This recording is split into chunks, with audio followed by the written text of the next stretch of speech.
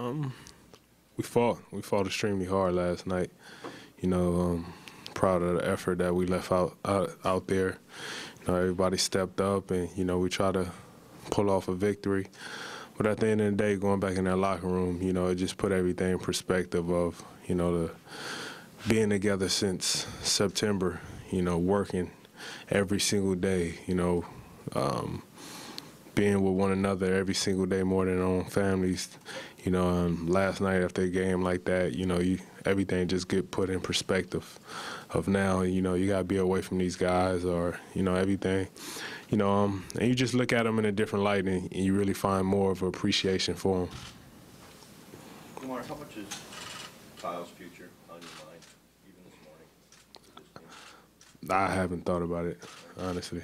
I haven't. Do you even allow yourself to think of a Raptors team playing without Kyle? Nah, I don't. Then again, I don't think about that either. You know, I never looked at it or, you know, try to put it in perspective what it'd be like without him. You know, just take it time at a time. You know, it's going to be a decision on him that he's going to have to make. And, you know, whatever decision he make, you know, I support him 100%. He did that with you when you were a free agent, but can you at least consider that your future as a basketball player has been, your past has been tied to Kyle, and your future, one way or the other, is probably tied to Kyle, right? Yeah. I mean, it don't have to necessarily just be with basketball.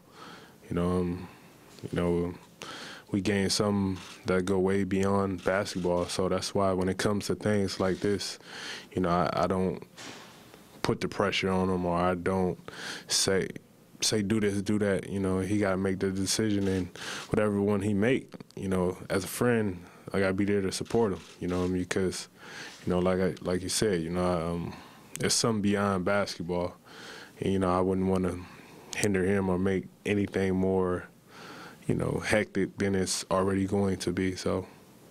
DeMar, when you look at the big picture, it's a pretty solid regular season.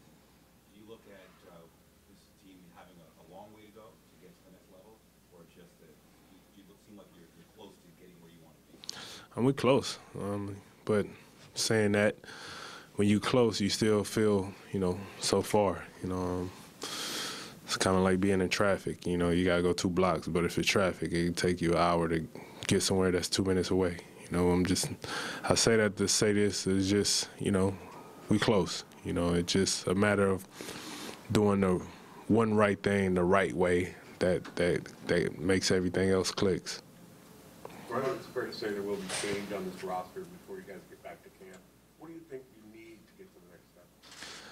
I'm not sure. You know, I think, you know, in my opinion, you know, just more shooting. You know, you look around the league, you look at all the great teams, the teams that's still playing. You know, they have great shooting. You know, even last night, you seen it on display with, you know, Cal Korver, having a guy like that you could turn to and get going.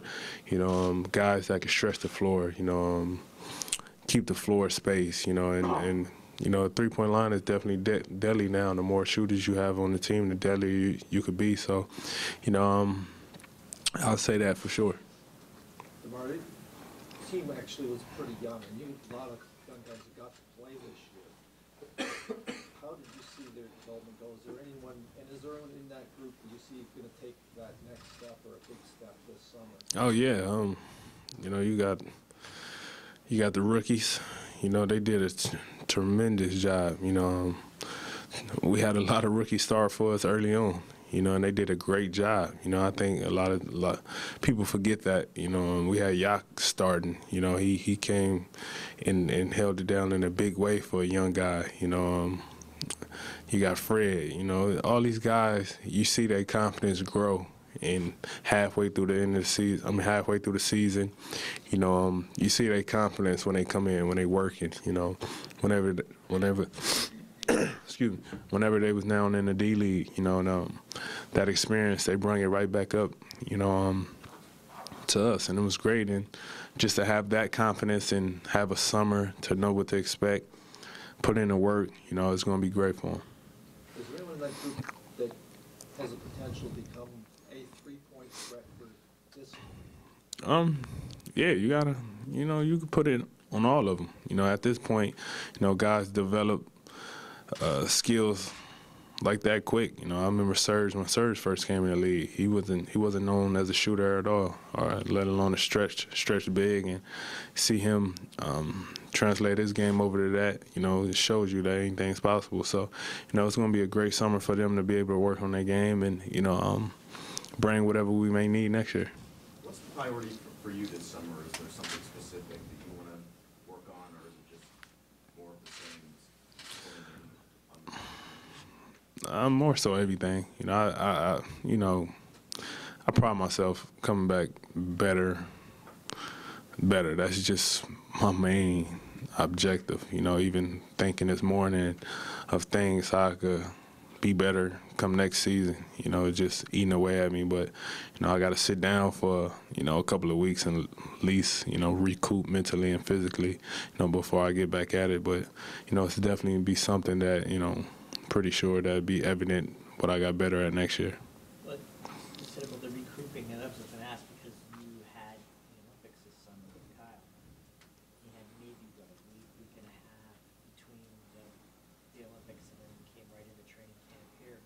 I know you wanted to be playing till June, but you must appreciate you're going to have a little bit of a breather because it's been 11 months straight of that. Yeah, it's you know, this last year of basketball, you know, has been a challenge of, you know, fitting in, working on your game, playing, going to playing so far, you know, last year, you know, the Olympics, coming home 2 days later after the Olympics, having my second daughter, a week later coming back here, you know, now this stretch, now I could, you know, just take a emotional break, a physical break, you know, just everything, so I could, you know, get back in the zone of things. Because you're such a gym rat. I mean, Yeah.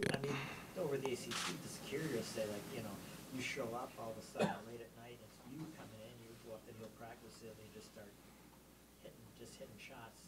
I mean, even somebody that loves the game, like, just the fact you get away for a little bit. Yeah, you have to. You know, when I was young, that was never an option for me. But now, you know, I kind of have to. You know, I'll be 28 this season. I mean, this summer. Next year will be my 9th year. So it's more so, you know, just being smart, taking a correct approach. You know, continue to treat your body right. You know, and so you can feel even better next season. Over the course of this season, what have you learned, and these playoffs, what have you learned about the relationship between Dwayne and the team? You know, we stuck by him. You know, even when we had our bad days, our good days, you know, we stuck by him. You know, one thing about Case, you know, Case is a hell of a person outside of a coach. You know, when you got a coach that's a great guy like Case, you know, them bad days could, you know, flip quick into the good days. You know, and you know that was one thing about him, that he's been the same. You know, with his funny quotes, his sayings, and everything. You know, sometimes, you know, he hit us with that, and you know the whole room started laughing. So stuff like that is great, but you know. You had a couple of games in the playoffs. Just generally this year, you seem to evolve as a playmaker. And there were a couple of games, you know, we had the 9 assists or whatever it was the other night, and then I think Game 5 against Milwaukee, kind of stepped back, more of a playmaking role. Is that something you really see as more important, especially if the team's going to evolve into more of a...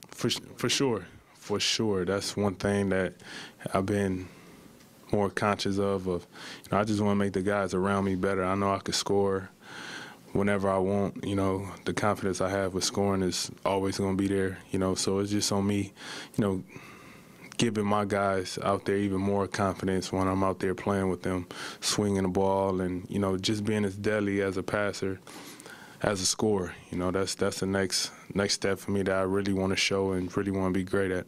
How comfortable were you in that role? Because it hasn't always been the role that you played in the NBA. Comfortable. You know, I'm just adjusting to it all. You know, blitzes, understanding, you know, when I got 2 on me, you know, just the next pass, getting the ball out quick. You know, just just trying to have that vision and awareness every time I handle the ball, and not just always think score.